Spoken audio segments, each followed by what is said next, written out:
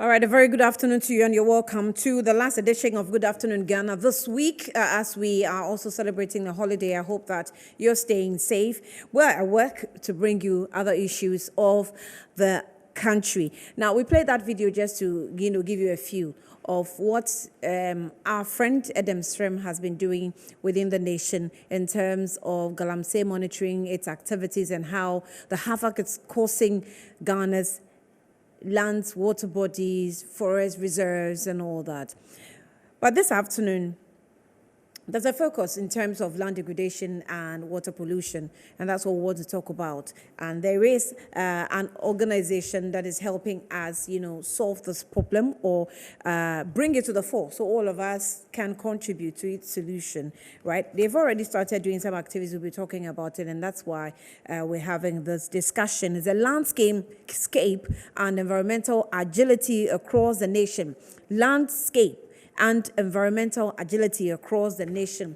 A shortcut, LEAN, the LEAN project. So we'll know more about this LEAN project in a few minutes and what this organization is doing to actually help us, solve the problem of land degradation and water pollution that's causing a lot of havoc, as far as I'm concerned, in Ghana. My name is Annie Ifwa Ampofo. Let's take a breather. When we come back, I'll introduce the guests and we'll start talking.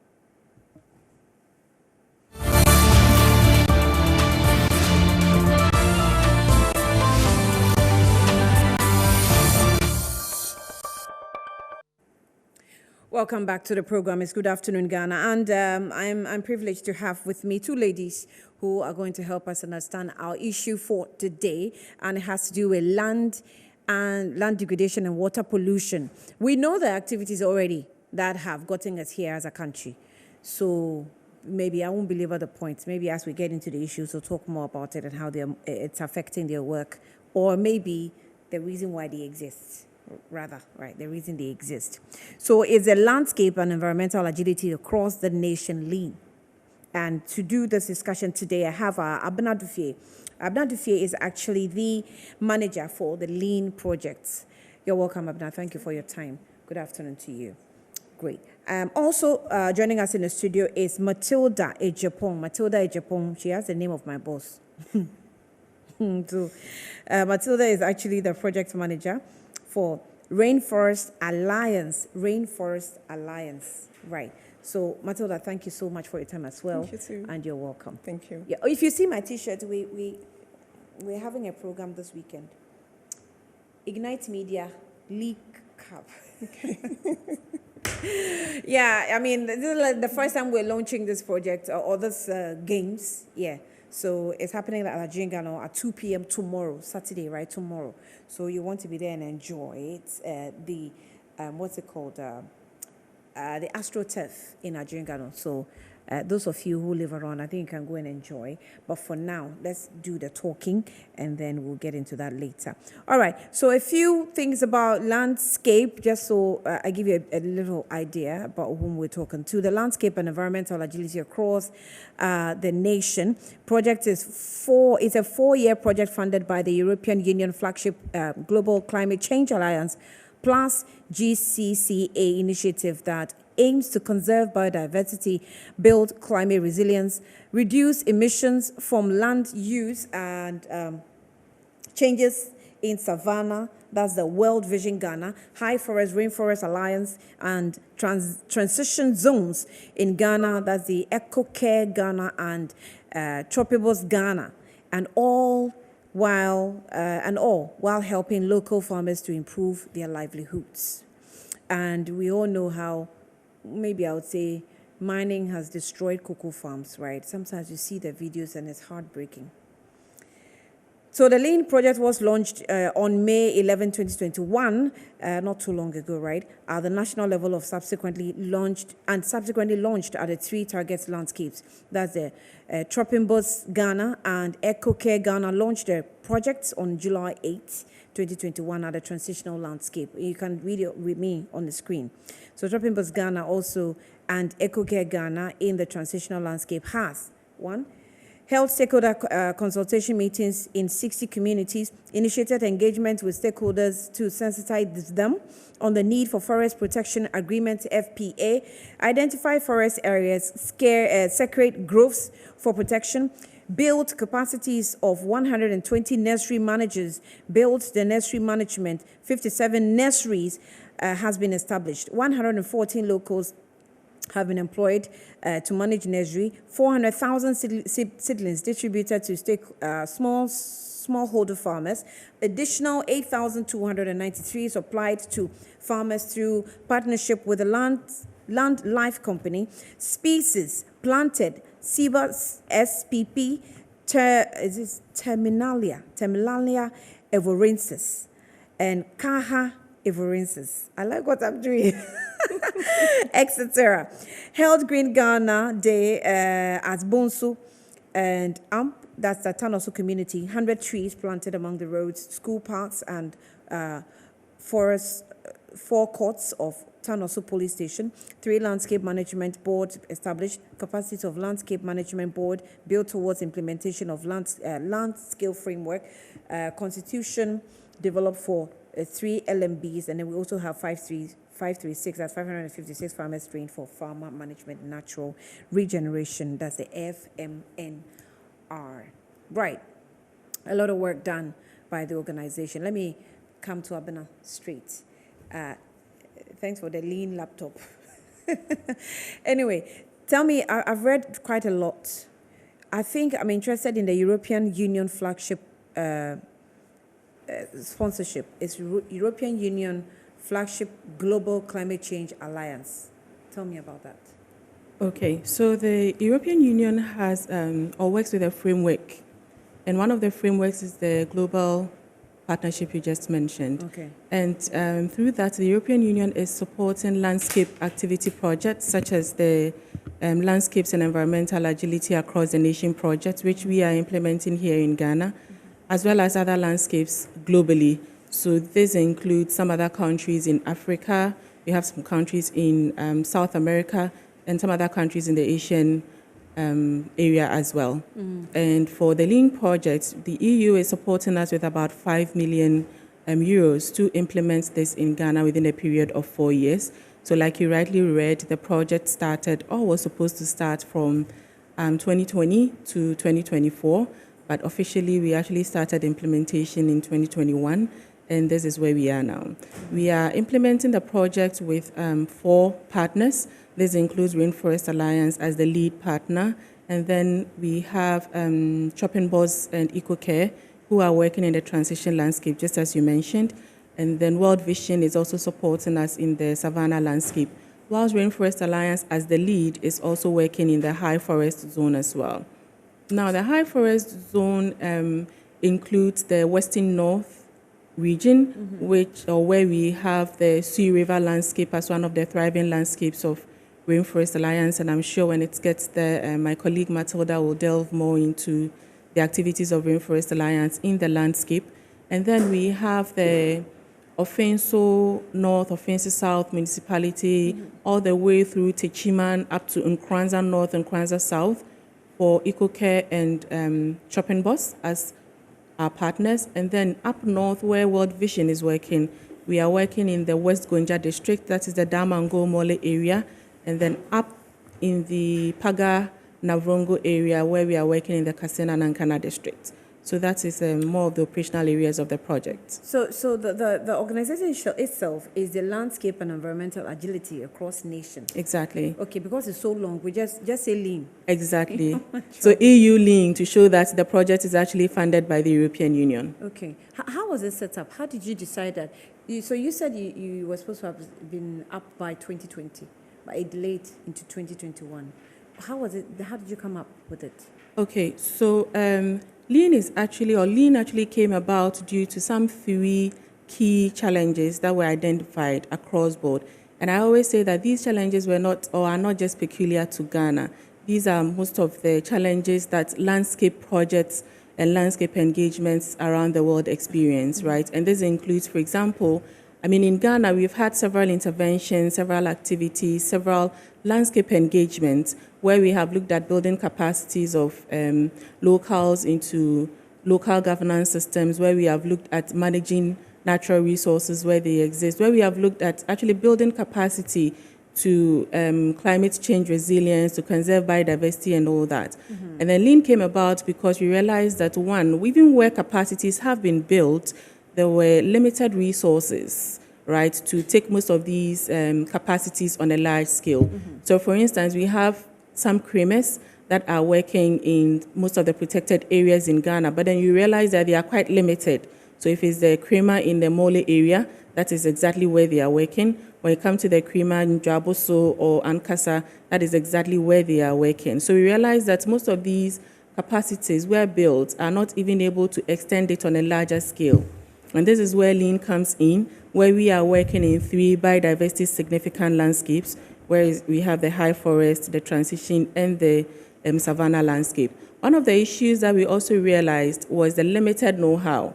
For example, when you take most of these protected areas where we have creamers or local governance systems, as well as in some other protected or national park areas, most other landscapes do not have some of these capacities to also work, engage stake actors, engage government, engage other stakeholders in managing the resources where they find themselves, and even engaging with private sector in managing commodities on cash crops. So once again, this is where Lean comes in.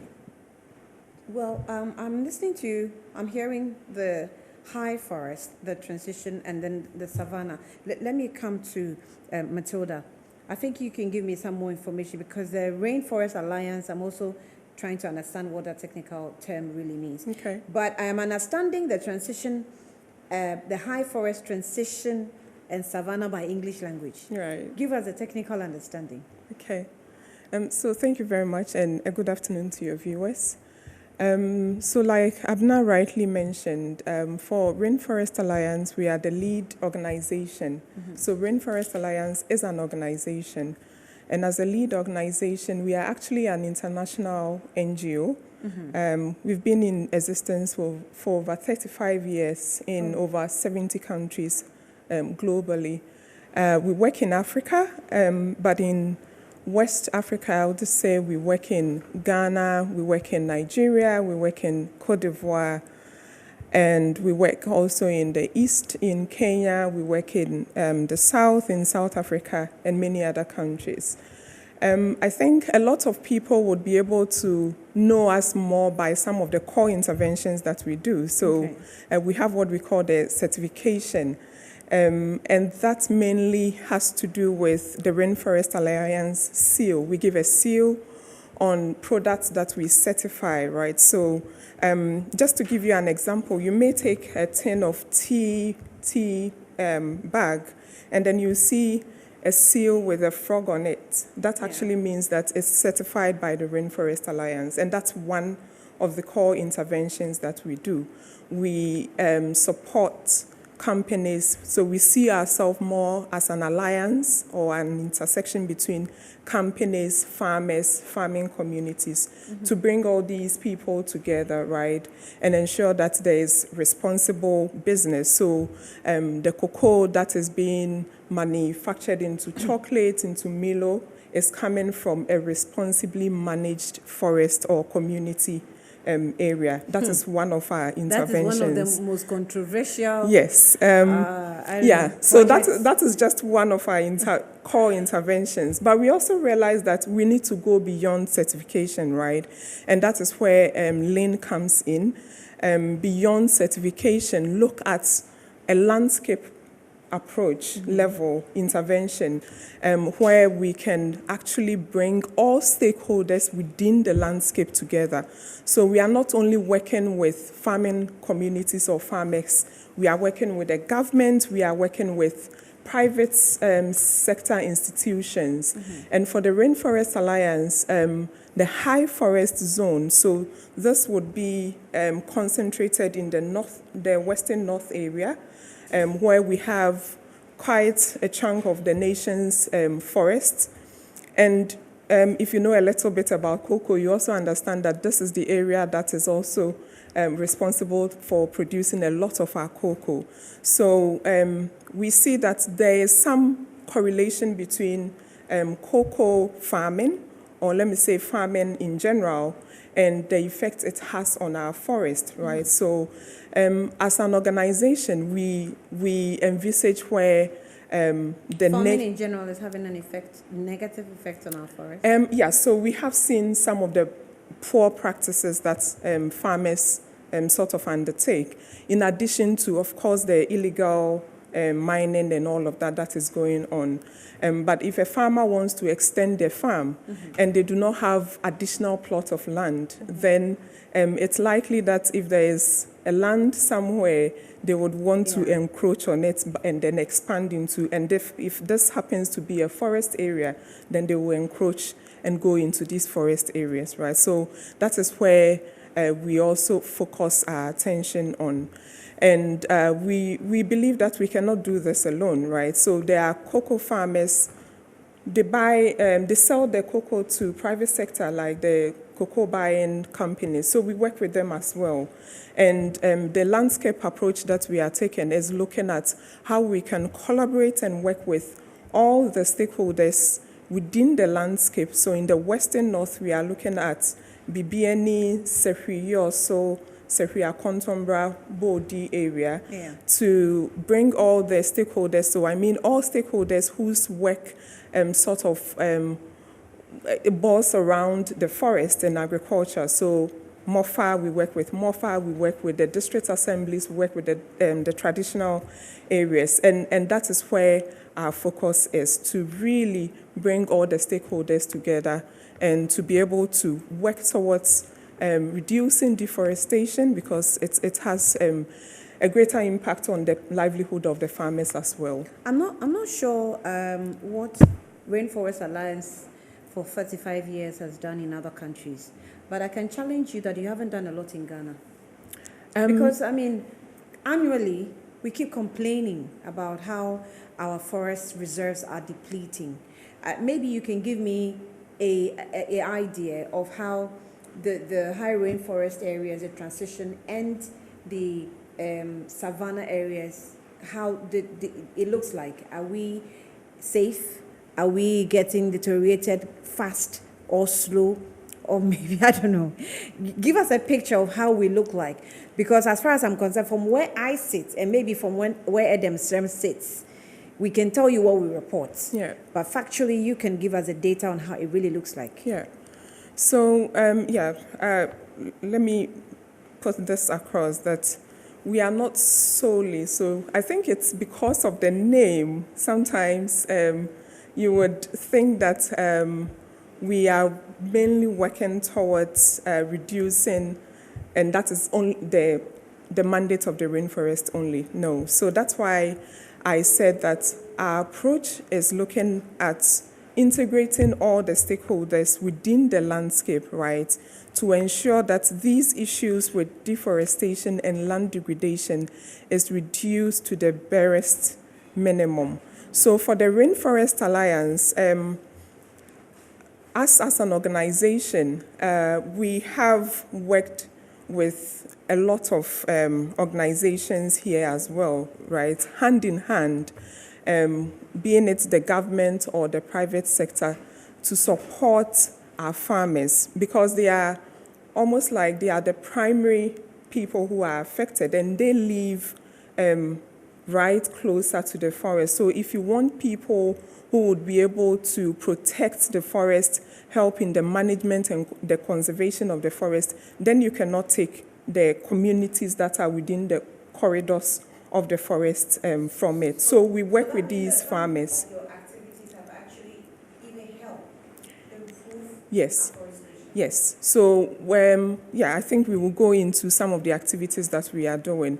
But one of our core activities is on restoration, right? So we look at the degraded, the land degradation, the areas that have been degraded, and we supply our farmers with tree seedlings. So seedlings that are also of economic value, so that they can plant within these degraded land areas. But I think that to this, the very critical, important aspect of this is getting the farmers or the communities around the forest areas to really be committed to protecting and conserving the forest, right, as well as Are they committed? restoring. Yes. From your Yes, from what we have seen over the years, I think from 2000 to now, we have in the Rainforest Alliance supplied over 300,000 seedlings to the farmers who live around the forest communities or the corridors of the forest that we are trying to conserve. And we move a step further to ensure that they are actually planted, take the I was gonna coordinates, ask you right? Yes. because I have a problem, especially with government tree planting projects. I don't know how it's done, to be honest. Maybe I haven't pushed enough to get enough information. But if we distribute seedlings, or what do you call them, nurseries? Yeah, tree nursing seedlings. I mean, some of the things I heard was that some churches even got some, and the pastors will give it to the church members who take it home, go and plant it at home. That is how bad Yeah. so I'm not sure if you collaborate, maybe on your part, government collaborates with you, on government's part, you collaborate with government. How is it done? Yeah, so, thank you. We collaborate with the government as well on this Green Ghana project. We supply sometimes the government institutions that we work with, support them if they do not have like enough to distribute. But the other aspect is that we have a monitoring system in place, right, to actually follow through and monitor to see whether the trees have been planted, what is the survival rate of the tree seedlings that have been planted. So after a year, we would be able to tell you exactly out of the 200,000 that we supplied, 150 are on the field and they are doing well, right? And then we lost maybe 50,000.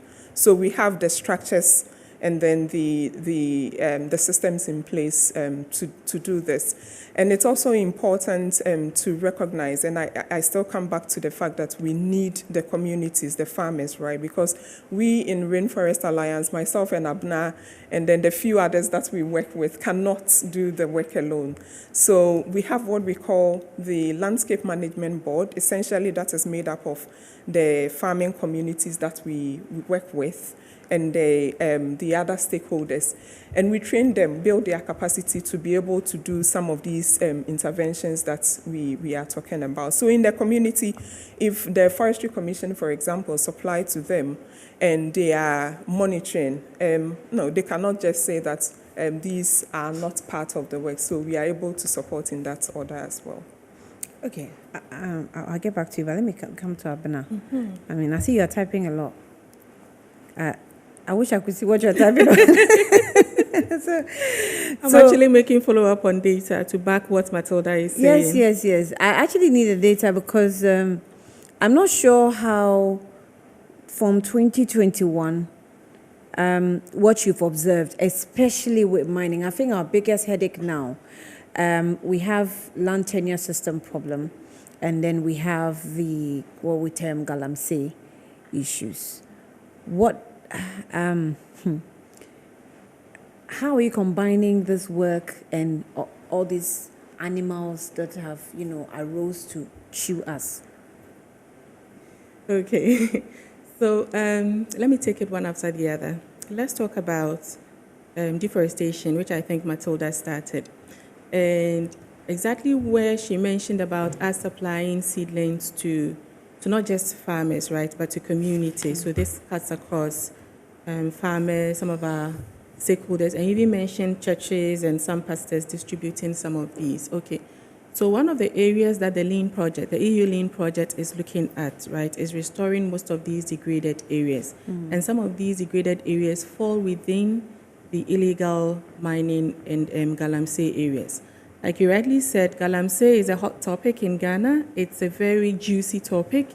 And so whenever you are talking about it, it's more like, it's a hot cake. It's the in thing in town now. It's very sensitive. Very sensitive. So what we have done over time is to bring most of the stakeholders involved in land degradation, more like land use change, which involves illegal mining, which involves extension of farm boundaries, which involves degradation, which involves illegal logging, which even involves landscape governance systems, right? And as well as sustainability for the private sector, for the local farmer, for us as an organization, and even for the ministries and for the agencies that we work with, like Forestry Commission, the Ministry of Lands and Natural Resources, as well as the government of Ghana and the country as a whole. So we have the landscape management boards, which we have established in all the landscapes that we work in, particularly in the high forest zone, like the Western North area where Rainforest Alliance is working. We have most of the members of our landscape management board who have been inducted into the Hotspots Management Board. Now, this is another level of landscape governance which has been established by the Forestry Commission to now deal with hotspots management areas, like hotspot intervention areas, which are called HIA, and these were developed and established by the Forestry Commission. So having most of our members on there, or having most of our landscape management team as part of this hotspots management board, it's one key area to raise some of the concerns, some of the interventions, and some of the actions that we are taking to address illegal logging for discussions at that apex level as well. So, what are these examples of some of these hotspots areas? Okay, so we have the Biajo-Aboso hotspot area. That is also in the Western North. What's the activity that mining? Okay, I'm not sure Biajo-Aboso has that. There are mining activities, no two ways about that. But I am not sure, or I wouldn't want to go deeper into the extent of mining within that area as well, because there are studies being done, there is data being gathered in there. We still have some other hotspot areas that may not necessarily be mining, but most of these areas are significant areas that were identified, that were mapped, and that have been introduced as such by the Forestry Commission and thereby the government of Ghana. Mm-hmm. So, you know, the difficulty also that we have is that when you talk about hotspots areas that includes maybe Ramsar sites being taken over, Galamsey sites, the people that are involved are the top echelons. Am I making a wild allegation? Because you have chiefs, you will have top politicians, you will have, I mean, those that are supposed to be implementers are always in the allegations and the, what do you call them, the scandals that we record in these areas. So I'm not sure how you go about it. I would want to cite examples, but probably for where you are, that would be too sensitive for you. So let me leave it at what my question. How do you manage the situation? Because you're supposed to be collaborating with governments and government agencies. You mentioned the Forestry Commission. I mean, the Environmental Protection Agency. They are all involved. And sometimes you mention these scandals and they are there. So how are you doing this work? Is it really helping? Are you successful? Like you said, there are allegations. Oh, they're singing the same song. No, I mean, there are allegations, unless you have evidence backing most of these things, which we can talk about. But I think for us, the LEAN project, the EU LEAN project, and for Rainforest Alliance and the areas we work in and the stakeholders, including the chiefs, the agencies, the offices, we work with the district forestry offices in all the districts that we are working in. We work with the chiefs of the communities where we operate. We work with I think we even have Cocoa Board on board as well. We have in fact, it's quite a large and high range of stakeholders. And what we have realized implementing this project over time is the collaboration, the partnerships that have been created over time, and the support of most of these district offices and district agencies to support the project. And I think we can mention the support of Cocoa Board in and most of the cooperatives in the areas where we work, and through which we've been able to reach quite a large number of smallholders, where we are able to host most of our trainings for the farmers. And we can also talk about the nurseries where we source, or the seed banks where we source most of our seeds from. And most of these are still like government agencies, and they have also been collaborative as well. At least when you come to the Lean project and to the areas that we are working in, I can talk more about the support of the Forestry Commission, the support of Cocoa Board. We have academia even on You board keep with mentioning the us. Forestry Commission, so you leave me with no choice but to mention, for example, the late Sir John. We have an issue on him in court, right? And there were allegations of him owning forest lands, Ramsar sites that are not supposed to be owned by anybody. But this is a person that you are supposed, and that's just an example, you're supposed to be working with. So when you receive issues of this nature, how exactly do you manage it? Do you, I don't know, is it that maybe it becomes too political that you don't go into and you mind your business? Or you find a way of addressing such issues so that your work would record certain successes, because that is the results we want. Not that we want to see even persons that are supposed to be implementing or implementers of the regulations are rather involved, allegedly, in the crime. Allegedly, thank you.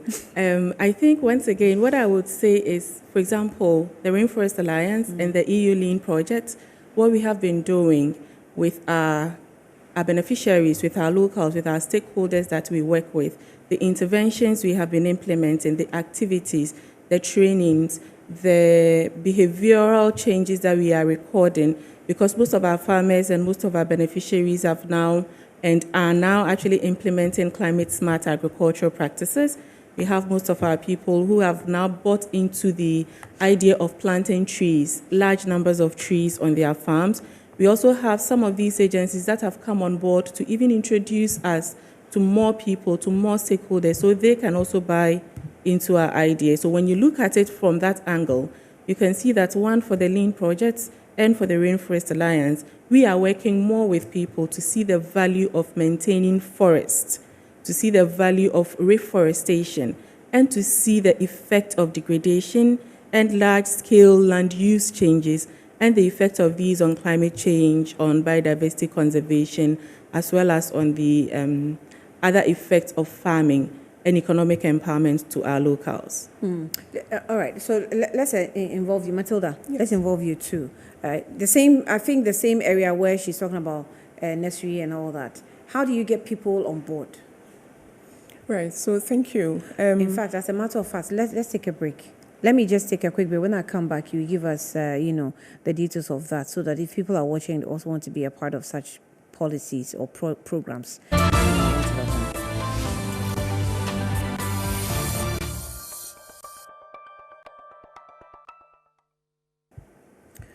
Welcome back to the program. It's Good Afternoon, Ghana. We're having a quick discussion on our lands and water bodies. I'm in the studio with Abena.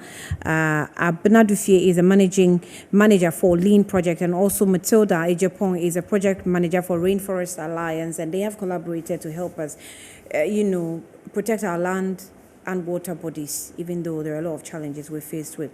But I was asking how you're able to organize people to come on board and, help with the project itself. Right. So yes, I think I already mentioned that the approach that we are using is called the Integrated Landscape Management Approach.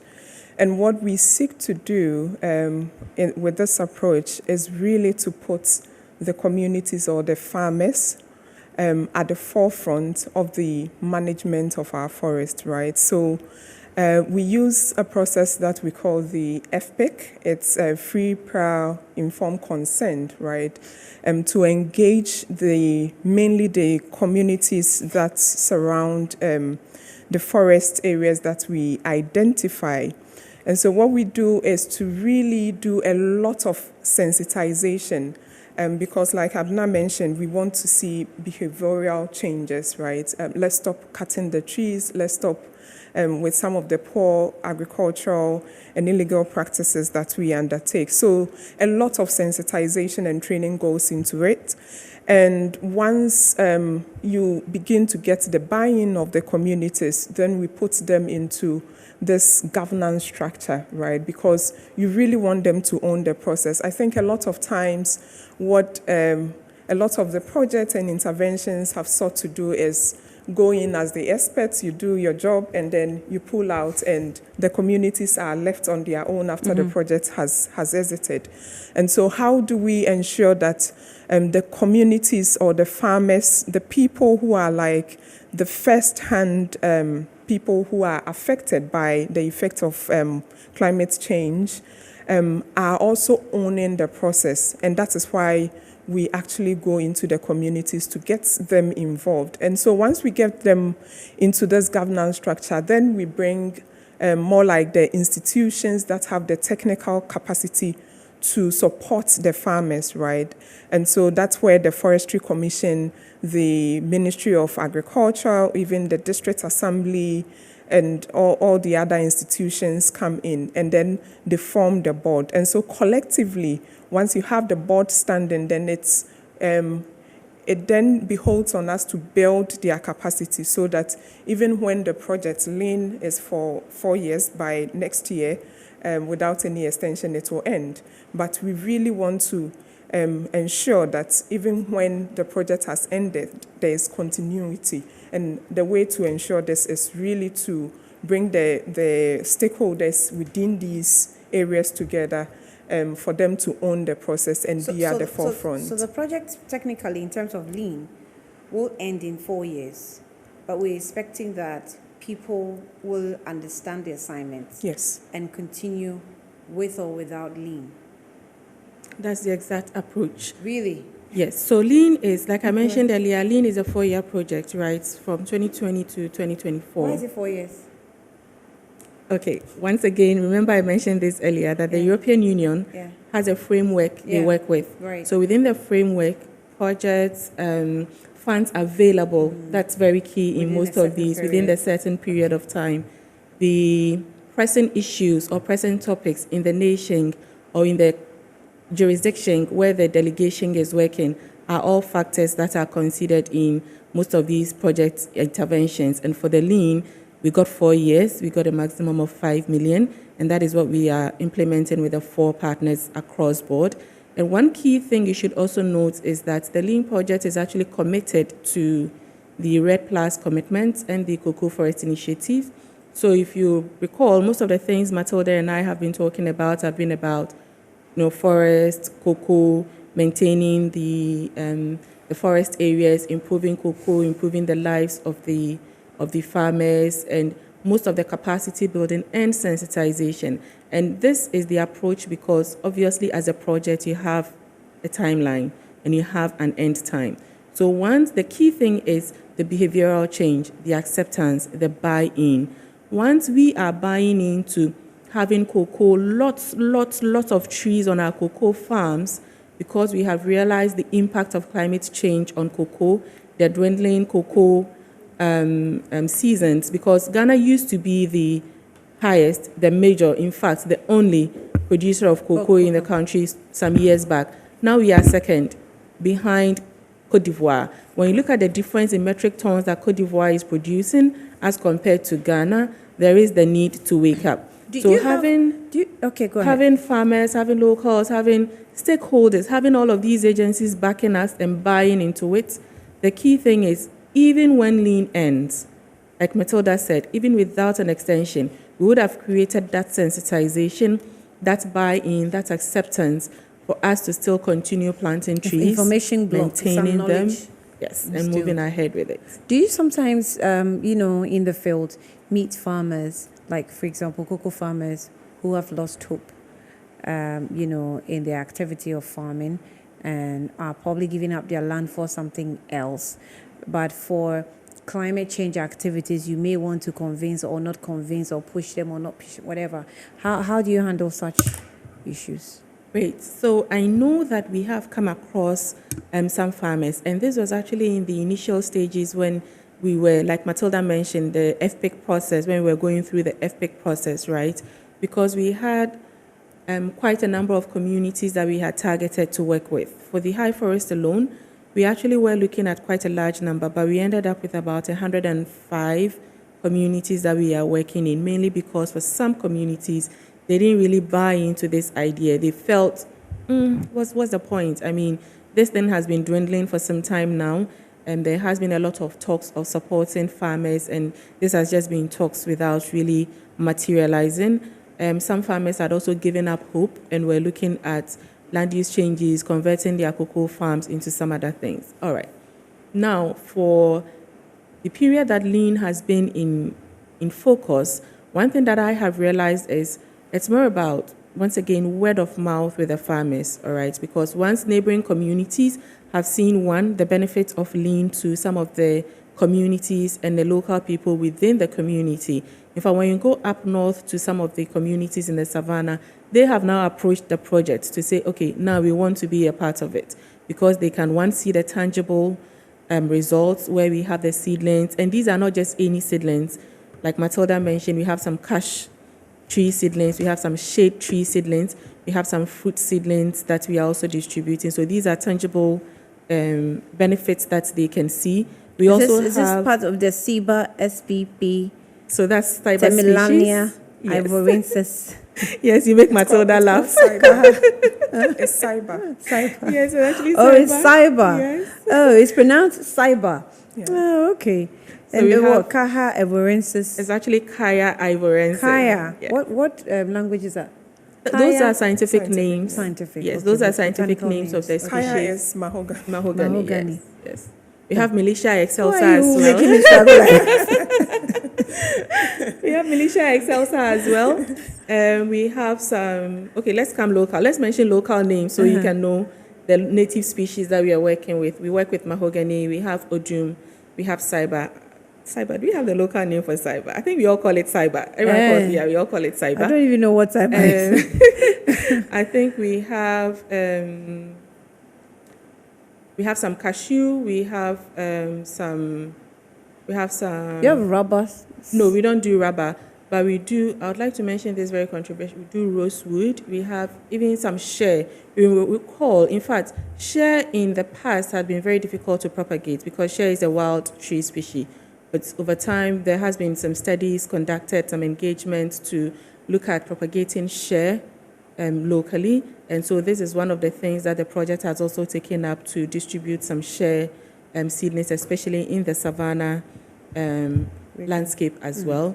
And then in the high forest zone, I think we have, Matilda can support me with most Matilda, of these other Yeah. High forest local zone. species. The way she's quite looking at you is like you provide everything. Yeah. Let her come in. A lot of them has already been mentioned, but we have, since you don't know the tree species, we have Edinam, we have Oframo, and these are also economically viable tree species. So what it means is that after a number of years, 20, 30 years, the farmer can actually, together through the Forestry Commission, harvest and have some benefits when the timber is... After some 20, 30 years. Yes, a lot of them... I guess that's why some of them reject it.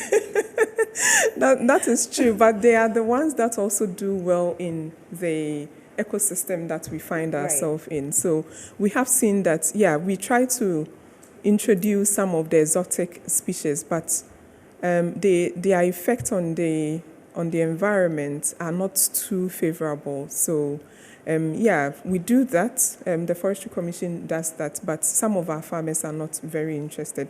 And if you want to really contribute to the carbon sink, then you want something that will be there for a long time. So you don't want something that 2, 3, 5 years you cut and then you have to replant again. But if it's some of these indigenous or native tree species, then you are assured that they will be there for a very long time. So 1 hour is almost up, though. Yes. But, you know, before we wrap up, I think I'll give you 2 minutes each in terms of climate change, because that's the main purpose for these projects, right? So in terms of climate change, where are we as a country? Must we really be worried? I know that, yes, our lands are being degraded and maybe other things, water bodies are being destroyed.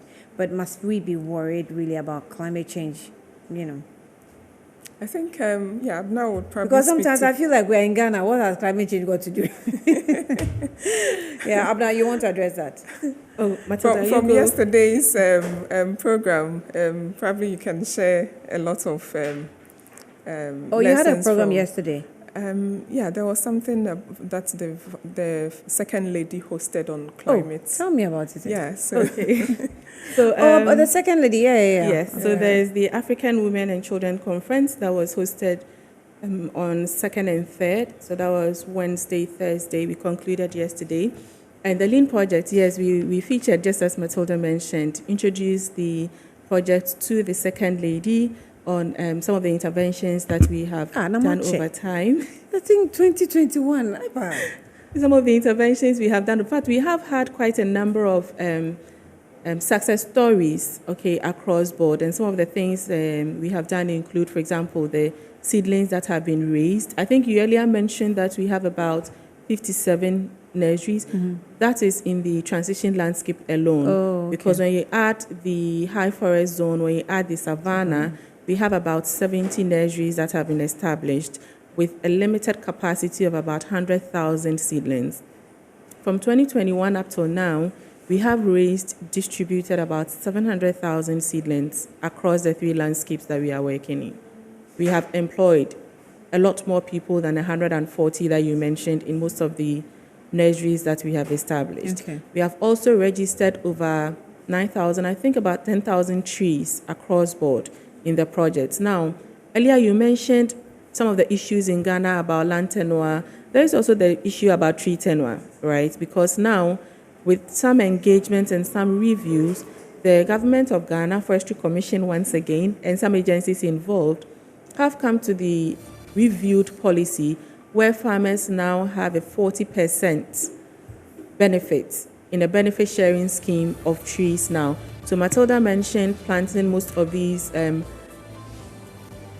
tree species, these shade tree species over a long period of time, right, to introduce or to contribute to the carbon sink. And then at the end of the day, when it's being harvested, the farmer who planted this has a 40% benefit in the value of the tree that is being harvested.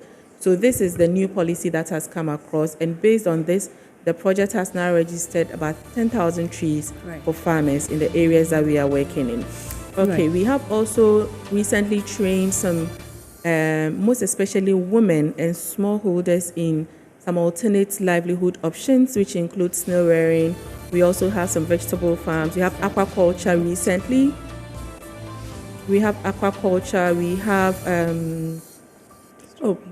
piggery, right? We have some piggery as well in all of that, and even set up some beneficiaries as well to improve the livelihood of these smallholder farmers. So all of these we introduced the second lady to, but key to this, right, is building the resilience, climate resilience of Ghana.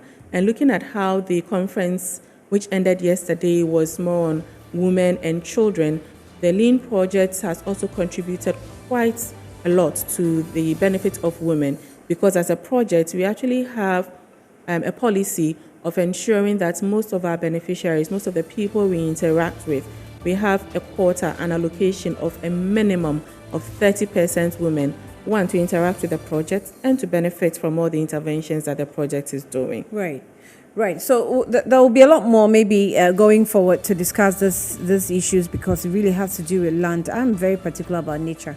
So you asked, should we be worried? Quickly. Yes and no. Yes, because we still see the effect of climate change on our weather patterns and the effect that has on our food production systems and all of that. So yes, we should be worried.